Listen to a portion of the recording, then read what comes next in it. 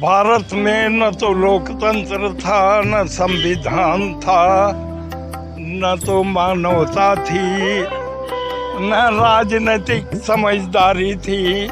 इंदिरा गांधी नामक एक ऐसी महिला बैठ गई थी जो लोकतंत्र के गले को दबाया और राजनारायण से न्यायालय में हारने के बाद जबरदस्ती प्रधानमंत्री बैठ गई थी। सारा देश लड़ गया, लोगों को पकड़ के नसबंदी उनको की जा रही थी जो 80 साल 70 साल के लोग थे। बिल्कुल गुंडागर्दी चारों तरफ थी। आतंकवादी जितना खतरनाक है उससे खतरनाक इस देश की कांग्रेस है और इसने सब तरह से बर्बाद किया है देश को। उत्तर प्रदेश की योगी सरकार उत्तर प्रदेश में गुंडों माफियों को संरक्षण दे रही है। तो ये 11 साल का इमरजेंसी केंद्र का और 9 साल का इमरजेंसी प्रदेश का, ये सबसे ज़्यादा है उस इमरजेंसी से इस इमरजेंसी में। जिस तरीके से इंदिरा गांधी ने इमरजेंसी लगाई थी उससे खराब दिन भारत में हमें ना आया है ना हमें लगता है आएगा। एक वो तानाशाह तरीके से कसूर बेकसूर जितने लोग थे हमारे भारत में नेता, एकदम 24 घंटे के अंदर जहाँ भी थे जिस परिस्थिति में थे पकड़ कर जबरदस्ती जेल में ठूस दिए। ना कोई किसी का कोर्ट चलने दिया, ना किसी का कचहरी चलने दिया, ना कोई कानून, ना कुछ भी नहीं। जो उनके खिलाफ बोला, जो जरा सा हाथ पे उठाया उसको सीधा एक रास्ता जेल। 25 जून 1975, जी हाँ 25 जून 1975 वो दिन, वो काली रात जिसको पूरा भारत आने वाले कई सालों तक याद रखेगा। वो 1975 का दिन आज भी भारतीय को याद है और वो आने वाले कई सालों तक इसलिए भी याद रखेगा क्योंकि ये जो एक दिन था ये आपातकाल का दिन था। जी हाँ, प्रधानमंत्री इंदिरा गांधी ने आपातकाल की घोषणा की थी 25 जून 1975 का, और जो घोषणा की गई थी उसके बाद जब आपातकाल लागू हुआ, करीबन 21 महीनों तक आपातकाल लगा रहा। इस समय पूरा भारत एक कैद खाना बन गया था, कैद कर दिया गया था पूरे भारत को और लाखों लोगों को कैद खाने में डाला भी गया था। वहीं अभिव्यक्ति की आज़ादी हो या किसी भी चीज़ की मुद्दे की बात हो, प्रेस की बात हो, उन सब को दबा दिया गया था, आवाज़ दबा दी गई थी पूरे भारत की। उस आपातकाल की आज 50वीं बरसी मनाई जा रही है भारतीय जनता पार्टी के तरफ से। वहीं इस आपातकाल को लेकर के आज भी लोगों के अंदर क्या जानना पहचानना है, क्या वो जानते हैं आपातकाल के बारे में, ये आज हम पूछेंगे उत्तर प्रदेश की जनता से, क्योंकि जो आपातकाल का दिन था वो आने वाली कई पीढ़ियों तक लोगों को याद रहेगा। तो आपातकाल के बारे में लोगों को कितना पता है आज हम ये जानने निकले हैं, क्योंकि जो भारतीय जनता पार्टी है वो आज 50वीं बरसी मना रही है। तो हमारे साथ कुछ लोग हैं, हम इनसे बात करना चाहेंगे। आपको क्या लगता है कि जो आपातकाल लगा था 1975 में, आज उसकी 50वीं बरसी मना रही है भारतीय जनता पार्टी, तो क्या लगता है इस आपातकाल के बारे में आपको कितना पता है? देखिए, उस समय तो हम लोग नहीं देखे थे, लेकिन पढ़ा किताब में, अखबार में, टीवी चैनल में देखा गया। जो इमरजेंसी इंदिरा गांधी ने जो लगा दिए थे, अभी जो कांग्रेस वाले कहते हैं संविधान अभी कह रहे हैं कि संविधान खतरे में है, और हमें लगता है अभी हमारे होश हवास में जिस तरीके से इंदिरा गांधी ने इमरजेंसी लगाई थी उससे खराब दिन भारत में हमें ना आया है ना हमें लगता है आएगा। एक वो तानाशाह तरीके से कसूर बेकसूर जितने लोग थे हमारे भारत में नेता, एकदम 24 घंटे के अंदर जहाँ भी थे जिस परिस्थिति में थे पकड़ कर जबरदस्ती जेल में ठूस दिए। ना कोई किसी का कोर्ट चलने दिया, ना किसी का कचहरी चलने दिया, ना कोई कानून, ना कुछ भी नहीं। जो उनके खिलाफ बोला, जो जरा सा हाथ पे उठाया उसको सीधा एक रास्ता जेल। तो भाई देखो, जो उन्होंने किया, फिलहाल वो दुनिया में नहीं है, ठीक है, लेकिन जो उन्होंने किया वो 100% नहीं, जितना भी कहा जाए 100% गलत है। अच्छा, कहा जाता है कि जब आपातकाल की घोषणा की गई थी उस समय जो सत्ता का डर था, कुर्सी का डर सता रहा था इंदिरा गांधी को, इसलिए आपातकाल की घोषणा की गई थी। इस बात में आपको क्या लगता है, कितनी सच्चाई हो सकती है? नहीं, एकदम 100% है। इंदिरा गांधी का ये था शुरू से ही कि कोई हमारे बराबर का ना हो। अगर वो देखते हैं कि हमारे रोड का, रास्ते का रोड़ा बनेगी या हमारे बराबर का है, हमारे चल करके वो खतरा पैदा करेगा, वो रास्ते से 100% हटा देती थी। उनका सबसे पहला धर्म यही था। उस समय संविधान की हत्या बताई जाती थी की गई थी और उसी के लिए आज बीजेपी काला दिवस मना रही है। तो क्या लगता है कि संविधान की हत्या उस समय हुई थी, लेकिन आज भी विपक्ष बीजेपी पर आरोप लगाता है कि वो संविधान की हत्या कर रहा है। देखिए, हर भारत में हम हो और किसी को कहें, कोई भी जनता सब जानती है कि आम अच्छा होता है या गुठली अच्छा होता है। अभी हम कह देंगे आपको गुठली अच्छा होता है तो आपको इतना परख है कि ये जो मुझे दिशा में ले जा रहा है कह रहा है 100% गलत बोल रहा है। ये कहने करने में नहीं है। जो उन्होंने किया बहुत गलत किया। जो भी कह रहे हैं, एक दिन हमने कहा ना आपको, भारतीय जनता पार्टी ने संविधान को हटाया, बदला चेंज किया, मैं भी मानता हूँ, लेकिन 370 हटाया का संविधान को वो अनुच्छेद हटा करके लागू किया तो गलत है क्या? नहीं है गलत। हमारे देश में इतनी भी कानून प्रक्रिया की गड़बड़ी थी, इसके पीछे उन्होंने संविधान का फेरबदल किया। जो हम कहेंगे भारतीय जनता पार्टी ने जो संविधान को 19-20 किया, फेरबदल किया, वो जनता के हित के लिए किया, ना अपने घर परिवार, धन दौलत, कुर्सी और किसी के लालच में ये संविधान को इधर उधर किया। ये मामले में उन्होंने नहीं किया। जो भी संविधान किया वो जनता के हित के लिए किया। इनका कहना है कि जो भी संविधान में बदलाव किए गए हैं वो जनता के हित में किए गए हैं। तो क्या जो बीजेपी में के जनता के हित में बदलाव किए गए हैं, क्या इस बात में कितनी सच्चाई है, ये भी हम जानेंगे और लोगों से। जैसे कि अभी आपने देखा, आपके साथ जो भाई साहब यहाँ खड़े थे, उन्होंने कहा कि पहले जो संविधान के लिए किया गया वो गलत था, आपातकाल लगाया गया, इमरजेंसी लागू की गई, वो गलत था। लेकिन आज जो संविधान में बदलाव किए हैं भारतीय जनता पार्टी ने, वो कहीं ना कहीं लोगों के हित में किए गए हैं। आपको क्या लगता है इसमें कितनी सच्चाई है? संविधान का अर्थ क्या है पहले जान लीजिए। संविधान, समधन विधान, संविधान का मतलब है कि समान विधान समान कानून। इसी की तो बात भी भारतीय जनता पार्टी करती है। एक देश में एक तरह का कानून, एक कानूनी व्यवस्था होनी चाहिए, लागू होनी चाहिए। दूसरी तरफ ये है, और दूसरी तरफ एक बात है, संविधान के अनुच्छेद 14 में कहा गया है कि कुछ विशेष जातियों को विशेष तरह से उसको जो है मोटिफाई करके समाज में बढ़ने का जो है मौका दिया जाना चाहिए। तो हमारे संविधान में ये नहीं समझ में आता है कि एक तरफ तो समान विधान समान कानून की बात है, एक तरफ जो है दूसरे कुछ लोगों को मोटिफाई करके उनको विशेष अधिकार दिया जाए। पहली बात ये ऐसी बात है संविधान पे, हमारा संविधान जो है अभी 369 या 70 से ज़्यादा ये संशोधन हो चुका है। क्या ऐसी ज़रूरत पड़ी कि हमारे देश के संविधान में अनुच्छेदों में संशोधन करने की क्या ज़रूरत पड़ी? वही अगर जो प्रेसिडेंटल रूल में जाइए, अमेरिका का संविधान जो है, वहाँ पे आप देखेंगे कि वहाँ का संविधान 10 पेज का है, उसमें संशोधन नाम मात्र में हुआ, मुझे लगता है 2-4 संशोधन हुआ होगा। तो हमारे संविधान में कुछ विसंगतियां जरूर रही होंगी, जिसमें बार बार समय समय पे सरकारों द्वारा जो है संशोधन किया गया। अब आ जाइए, संविधान में संशोधन करना क्या संविधान को बदल देना है?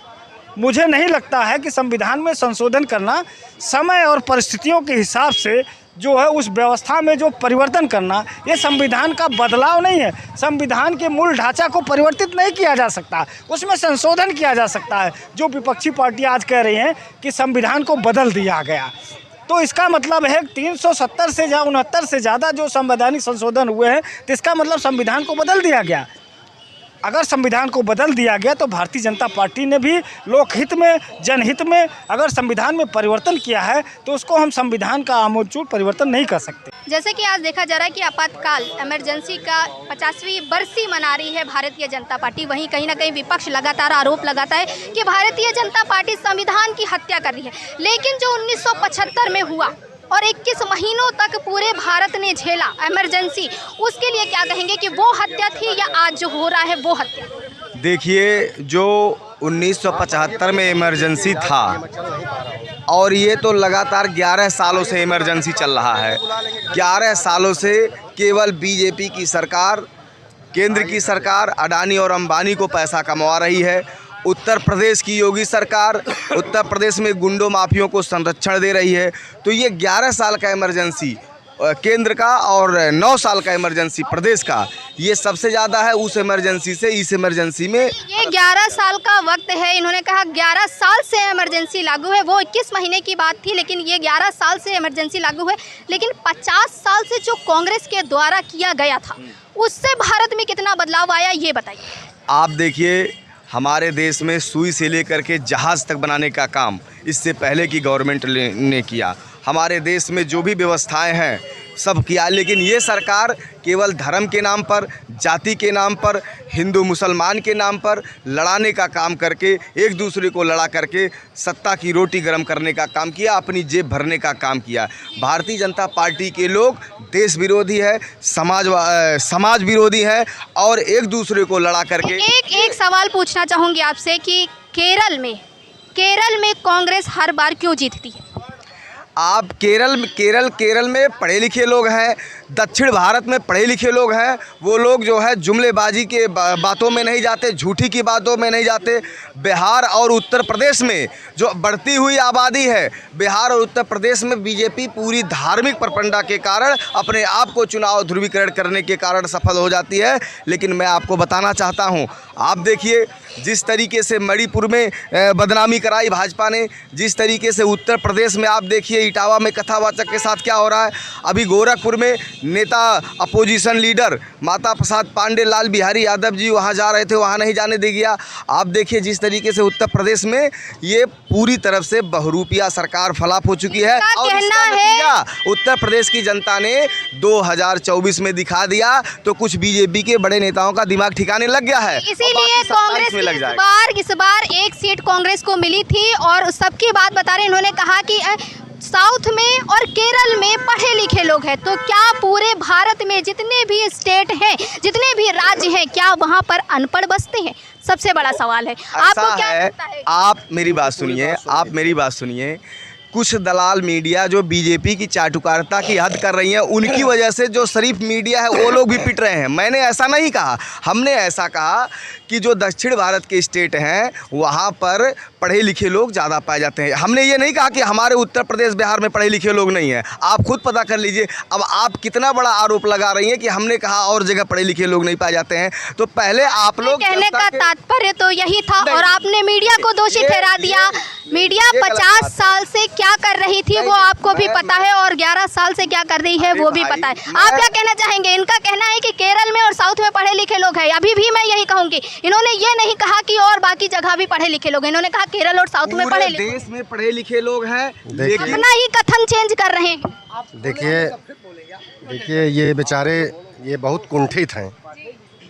कुंठित इसलिए हैं कि या तो कहीं ये सपा के समर्थित होंगे या कांग्रेस के समर्थित होंगे, इसलिए कुंठित हैं। सरकार में नहीं है, बाहर है। 140 करोड़ जनता वोट दे करके माननीय नरेंद्र मोदी जी को भेजा है। अब 140 करोड़ जनता के ऊपर या तो इनको विश्वास नहीं है या तो 140 करोड़ के बाहर वाले होंगे। ठीक है, आज भारतीय जनता पार्टी की सरकार उत्तर प्रदेश में है, पूरे भारत में है। जितने माफिया गुंडे 2014 के पहले की बात मैं बता रहा हूँ आपको, ये पेड़ काट के रोड होल्डअप करते थे, पेड़ गिरा देते थे और गाड़ी लूट लेते थे। ये कौन लोग थे? कांग्रेस के लोग, समाजवादी पार्टी के लोग थे।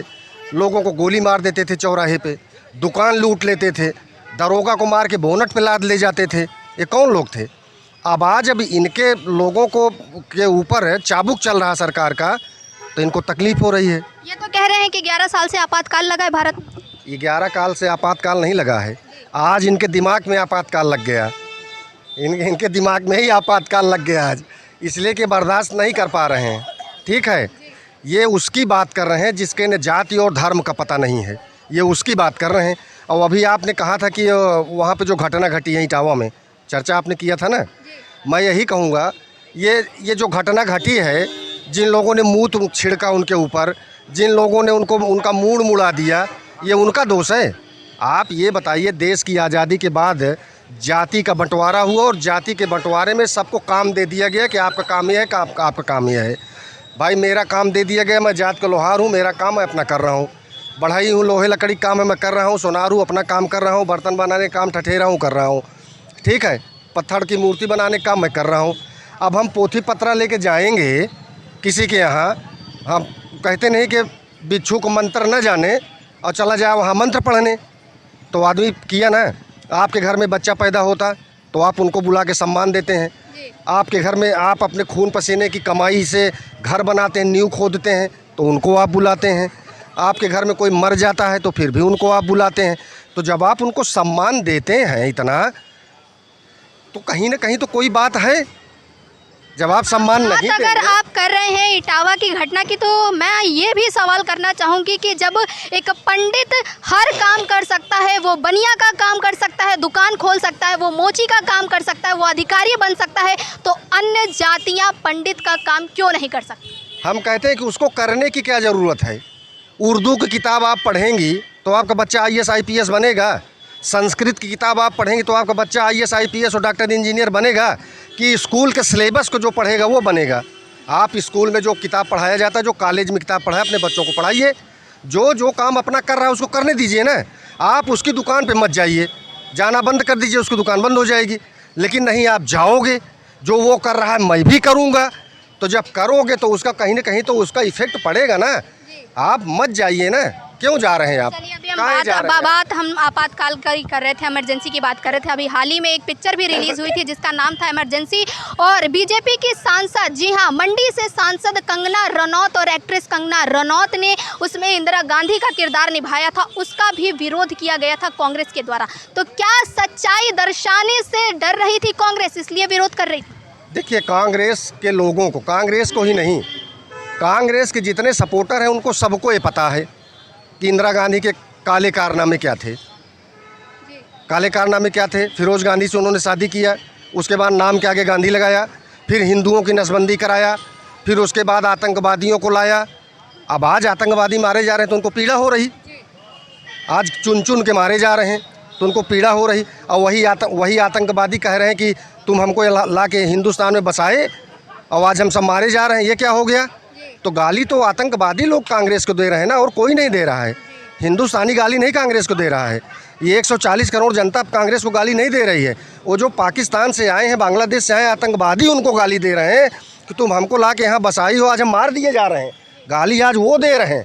आप इस बात को समझिए, आप लोग पत्रकार हैं, समझिए, हिंदुस्तान है, यहाँ परिंदा पर नहीं मारेगा। ये कह रहे हैं कि जो ये नरेंद्र मोदी का भारत है, और यहाँ पर जो कांग्रेस को इस समय गालियाँ मिल रही हैं, वो 140 करोड़ जनता नहीं बल्कि आतंकवादी, उन्हीं के द्वारा पनपाए गए आतंकवादी जो हैं उन्होंने गालियाँ दी हैं कांग्रेस को, ऐसा इनका कहना है। चलिए हम और भी लोगों से जानते हैं कि आखिर उनका इस इमरजेंसी पर क्या कहना है। जब बात इमरजेंसी की हो रही है तो हमें किसी ऐसे इंसान से बात करनी चाहिए जिसने साक्षात रूप से इमरजेंसी की स्थिति को देखा हो और उसे झेला हो। तो हमारे साथ एक बाबा हैं, इनसे हम बात करते हैं। इन्होंने इमरजेंसी की स्थिति को झेला है, देखा है, और आज जो लोक भवन में इमरजेंसी की बरसी मनाई गई है, आपातकाल की बरसी मनाई गई है, वहाँ पर इन्हें सम्मानित भी किया गया है मुख्यमंत्री योगी आदित्यनाथ के द्वारा। तो चलिए इनसे हम बात करते हैं। आप क्या कहना चाहेंगे बाबा कि जिस तरह से इमरजेंसी लगाई गई, 21 महीने तक पूरे भारत कैद में रहा, वहाँ पर कई नेताओं को, कई बड़े लीडर्स को जेल में डाला गया, कई एक्टर को जेल में डाला गया, यहाँ तक कि मीडिया की भी आवाज़ दबा दी गई थी, सेंसरशिप लागू कर दी गई थी। क्या लगता है कि उस समय इमरजेंसी के टाइम पर क्या स्थिति थी भारत की? भारत में न तो लोकतंत्र था, न संविधान था, न तो मानवता थी, न राजनीतिक समझदारी थी। इंदिरा गांधी नामक एक ऐसी महिला बैठ गई थी जो लोकतंत्र के गले को दबाया, और राजनारायण से न्यायालय में हारने के बाद जबरदस्ती प्रधानमंत्री बैठ गई थी। सारा देश लड़ गया, लोगों को पकड़ के नसबंदी उनको की जा रही थी जो 80 साल 70 साल के लोग थे। बिल्कुल गुंडागर्दी चारों तरफ थी। आतंकवादी जितना खतरनाक है, उससे खतरनाक इस देश की कांग्रेस है, और इसने सब तरह से बर्बाद किया है देश को। आज हम लोग गए थे, आदित्यनाथ जी के बुलाने पर हम भी गए थे वहाँ लोक भवन में। उन्होंने एक बहुत भारी हमारे जैसे बुजुर्ग के लिए घोषणा की और वो सारे लोग जो आपातकाल में उत्पीड़न के शिकार हुए थे सब इसी उम्र के हैं, थोड़ा आगे पीछे, कोई थोड़ा और ऊपर, थोड़ा कोई नीचे। क्या आप भी उत्पीड़न का शिकार हुए थे उस समय? हाँ जी, मैं अकेले नहीं, मेरा नाम रमाकांत राय है और मेरे घर के सारे लोग, मेरे पिताजी, मेरा छोटा भाई, सारे के सारे परिवार वालों को मीसा में नज़रबंद कर दिया गया था। सारे लोगों को उठा के बंद कर दिया गया था। आज योगी जी ने जब ये कहा कि कैशलेस स्वास्थ्य की सारी सुविधाएं देश भर में उपलब्ध होंगी आपके लिए, तो इसके लिए मैं योगी आदित्यनाथ को बधाई देता हूँ, भूरी भूरी प्रशंसा करता हूँ और ये कहता हूँ कि साधु को ही इस कुर्सी पर मुख्यमंत्री और प्रधानमंत्री जैसे पदों पर बिठाना चाहिए। फिर तो लोगों के साथ उनके आत्मीय संबंध बनेंगे और उन लोगों के साथ मैं कुछ और कहना चाहता हूँ। वो लोग जो इमरजेंसी में हमारे साथ जेल थे, लेकिन वो गांव पंचायत से लेके वो नगर पंचायत और नगर निगम के सारे चुनाव हार जाते हैं, जीतते नहीं हैं, तो आज फिर कांग्रेस के पीछे वो जाके खड़े हैं। ऐसी पार्टियों को फिर से सोचना पड़ेगा, नहीं तो फिर वो वैसे ही मुंह की खाएंगे जैसा 25 जनवरी 75 को खाना पड़ा था। जी अच्छा, आप लोगों को जब जेल में डाला गया था तो आप क्या उस समय किसी राजनीतिक पार्टी से संबंध रखते थे? सुनो, राजनीतिक पार्टी तो हमारी जरूर थी उस समय। अच्छा। उसका नाम है भारतीय जनता पार्टी। आप भारतीय जनता पार्टी से जुड़े थे उस समय? मैं जिला अध्यक्ष था उस समय भारतीय जनता पार्टी, और मैं उस समय था, अब नहीं हूँ। बाद में मैं प्रचारक बन गया और आरएसएस के काम में लग गया, छोड़ दिया पार्टी को। मेरे लिए सपा, बसपा और भाजपा एक बराबर है। मैं सबके हितों के लिए कहीं भी किसी स्तर तक जा सकता हूँ, ये मेरे भाव हैं। आज मैं भाजपा का कोई नहीं हूँ। हाँ थे, मैं मानता हूँ थे, तो जब थे तो थे, तो फिर कभी तो मुलायम सिंह भी कि जिसके कारण मुख्यमंत्री बने थे, बाद में उन्हीं का बेटा आज कांग्रेस के जाके आगे पीछे पूंछ हिला रहा है। ऐसी दशा पैदा हो गई। अब वो लोग यहाँ लालू यादव जो लड़ा था, जिसने बेटी तुम्हारी जैसी पैदा हुई होनहार, तो नाम मीसा भारती रखा, इसलिए कि वो मीसा मंदा बेटी आ गई। ऐसे लोग जाके चुनाव में वोट मिले किसके? आतंकवादियों के। अगर योगी को प्रधानमंत्री बनने को मिलेगा, वैसे मोदी किसी मामले में कम नहीं है, तो ये आतंकवादी नाम की कोई पंखी दिखाई नहीं देगी। आदमी का जी बन गए प्रधानमंत्री, तो प्रधानमंत्री बनने के साथ आतंकवाद पाकिस्तान से गायब। अच्छा। हिंदुस्तान में नहीं आएगा। अब तो पानी नहीं होने के कारण वजू नहीं कर पा रहा है। आगे मैं वो करने वाला हूँ कि हम लोग मांग करने वाले हैं। पाकिस्तान तो बेपानी है, उसका पानी रोक के क्या करोगे? उसको पटक के मारने दो नौजवानों को इस देश के, तब पाकिस्तान मानेगा। बहुत सही बोला है इन्होंने कि पाकिस्तान को सबक ऐसे ही सिखाना चाहिए। आप क्या कहना चाहेंगे इमरजेंसी को लेकर? कि अभी जो बाबा थे उन्होंने इमरजेंसी के टाइम की जो घटना थी उसको व्यक्त किया कि उन्हें भी जेल में डाला गया था। आपको क्या लगता है कि इमरजेंसी के समय में जो हालात थे वो डर किस चीज़ का था जिस वजह से इमरजेंसी को लागू किया गया? ऐसा है, लोकतंत्र में इमरजेंसी लागू करना गलत था, लेकिन उस समय के प्रशासक थे, उनके सामने कुछ मजबूरियां रही होगी जो उन्होंने इमरजेंसी लगाया। उस समय मैं बहुत छोटा था, मैं 8वीं पढ़ रहा था। उस समय एक बढ़िया था कि आम पब्लिक कोई परेशानी नहीं थी, जो व्यापार होता था, व्यापारी अपना लिस्ट लगा के रखता था सारे जगह, मतलब जो आम लोगों को सुविधाएँ थी उस समय परेशान नहीं थे। परेशान कौन था? नेता थे जो सरकार का विरोध कर रहे थे, वो नेता उस समय परेशान थे। फिर भी लोकतंत्र में इमरजेंसी की ज़रूरत नहीं थी। आज इमरजेंसी कोई ज़रूरत नहीं। आज 50 साल बीत गए, जो लगाई वो जिंदा भी नहीं है। आज के दिन ही 1975 में जो आपातकाल लागू किया गया था, जो इमरजेंसी लगाई गई थी, रात में ही भारत को जो कहा जाता है कि कैद कर दिया गया था, उस पर आपकी क्या राय है कि वो जो इमरजेंसी थी वो कितनी सही थी?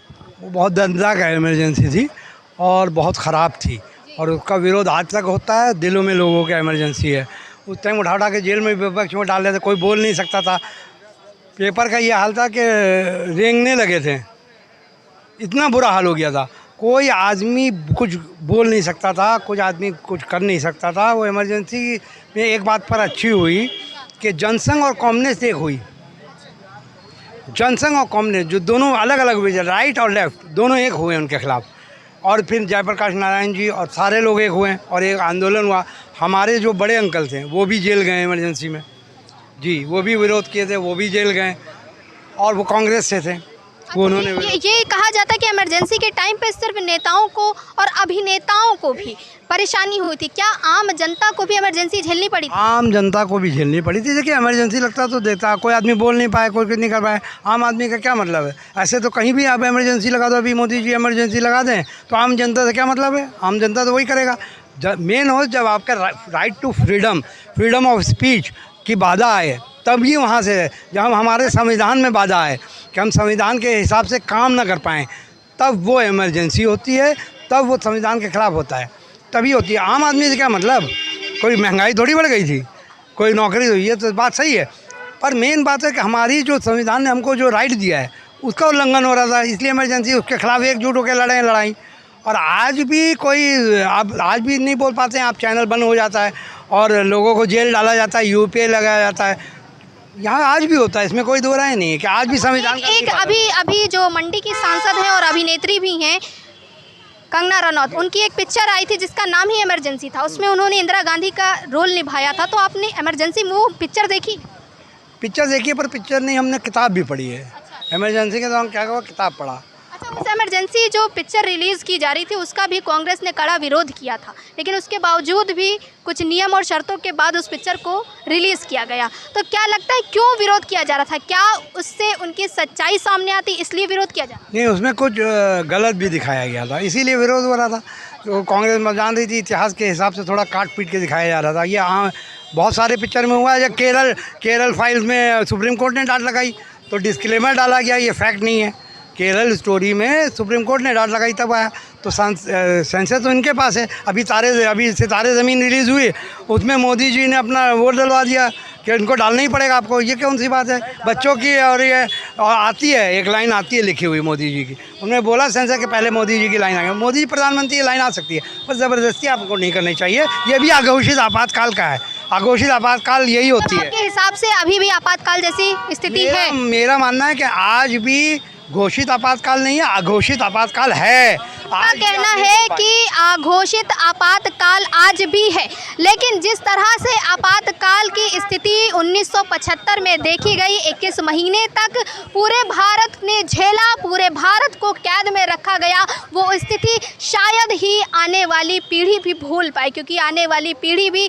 देख रही है, अभी जो यहाँ के यूथ है वो भी देख रहे हैं कि आखिर आपातकाल के समय में क्या हुआ था, क्योंकि उस समय जो सत्ता थी वो इंदिरा गांधी के हाथ में थी, और कहीं ना कहीं उत्तर प्रदेश की जनता का कहना है कि ये सत्ता का डर था, जिसके कारण इमरजेंसी को लागू किया गया, लोगों की नसबंदी कराई गई और लोगों को, नेताओं को, विपक्षियों को, जो उस समय विपक्षी थे उन सभी को जेल में डाला गया। इतना लोगों को जेल में डाला गया था कि उस समय जेल भी कम पड़ गई थी, कैद खाने कम पड़ गए थे, इतने लोगों को उस समय जेल में डाला गया था। तो ये एक आपातकाल था जिसकी आज बरसी भारतीय जनता पार्टी के द्वारा मनाई जा रही है, और कहीं ना कहीं इस आपातकाल का कड़ा विरोध भी किया जा रहा है। तो तमाम और जानकारी हम आप तक पहुंचाते रहेंगे, तब तक के लिए जुड़े रहिए फोर्थ स्तंभ नेटवर्क के साथ। कैमरा पर्सन रमन के साथ मैं तान्या का सौधान, लखनऊ।